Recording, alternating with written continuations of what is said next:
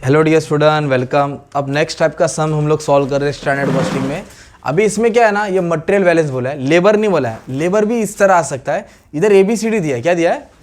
ABCD देखिए, अभी बच्चा कंफ्यूज हो जाएगा, अरे पैराग्राफ वाला किया, छोटा सम किया, अब इतना बड़ा है, इसको क्या करने का है। तो इतना कंफ्यूज होकर टेंशन लेके मतलब नहीं है। मतलब क्या हो गया मालूम है क्या? ये स्टैंडर्ड दिया और ये एक्चुअल दिया, आउटपुट दिया नहीं है। देखो ना, स्टैंडर्ड रेट और एक्चुअल रेट रेडीमेड दिया है और सब आसपास है, और क्वांटिटी भी बैलेंस है। क्वांटिटी भी डायरेक्ट फॉर्मूला में डालने का था। बस ये है कि पहले A को सॉल्व करेंगे, फिर B को सॉल्व करेंगे। मतलब मटेरियल कॉस्ट वेरिएंस का फॉर्मूला क्या बताओ? Standard quantity, standard rate, actual quantity, है ना। अभी हम लोग सिर्फ पहले A को सॉल्व करते। किसको सॉल्व करते? तो ये स्टैंडर्ड क्वांटिटी, ये स्टैंडर्ड रेट, ये एक्चुअल क्वांटिटी, ये उठा के डाल देने का, खत्म। कुछ बैलेंस करने की जरूरत। इसके पहले कहते हैं हार्ड वाला सब सॉल्व किया, इसमें डायरेक्ट रेडीमेड दी, पर ये कि 3 बार सॉल्व करना है। कितना बार? तो भाई अगर मैं A के लिए सॉल्व करूंगा तो स्टैंडर्ड क्वांटिटी कितना भाई? 300 इंटू 3। एक्चुअल क्वांटिटी कितना है? 320 इंटू 4, है ना। तो थोड़ा B को नीचे ले लेता हूँ, मतलब 2 लाइन में आंसर आ रहा है। तभी कैसे आएगा? इसको इससे मल्टीप्लाई करो तो कितना आएगा? 900। इसको करो मल्टीप्लाई, 64 128, कितना है? 128। माइनस करो, 380। माइनस में आंसर है तो क्या आ जाएगा? ये एडवर्स। ये किसका सॉल्व किया आपने? अभी A को। अभी किसको सॉल्व करने का? तो B के लिए फॉर्मूला एक ही बार लिखने का, फॉर्मूला वैल्यू 3 अलग अलग डालने का। तो आधा पेज जाएगा, फिर दूसरे का आधा पेज, फिर तीसरे का नेक्स्ट पेज पे।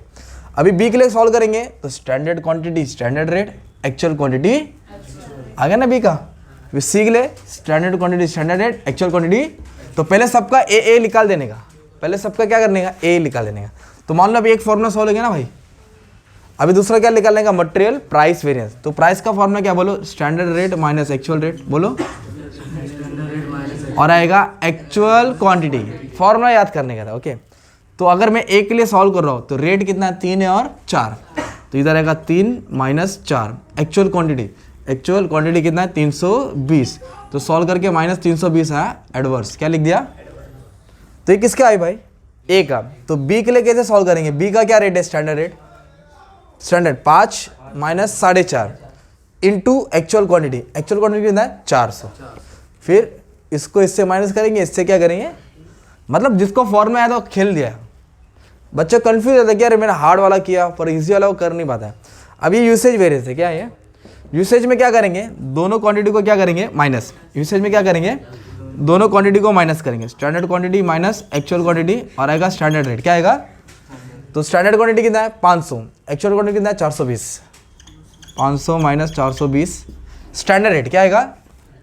4। कितना आएगा? 4। तो इसको सॉल्व करके 80 आया, ओके। 8 4 = 32।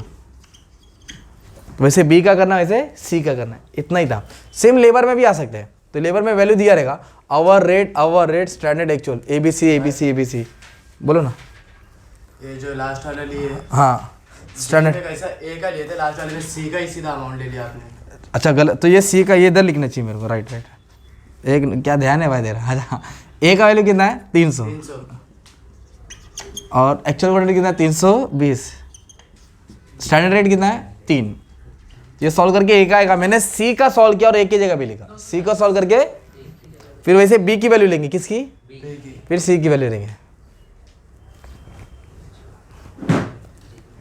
ठीक है, हो गया। इतना ही करने का था बच्चा। बस लेबर का आया तो फॉर्मूला डाल के 3 बार सॉल्व करने का था, okay. Thank you very much and all the best for exam.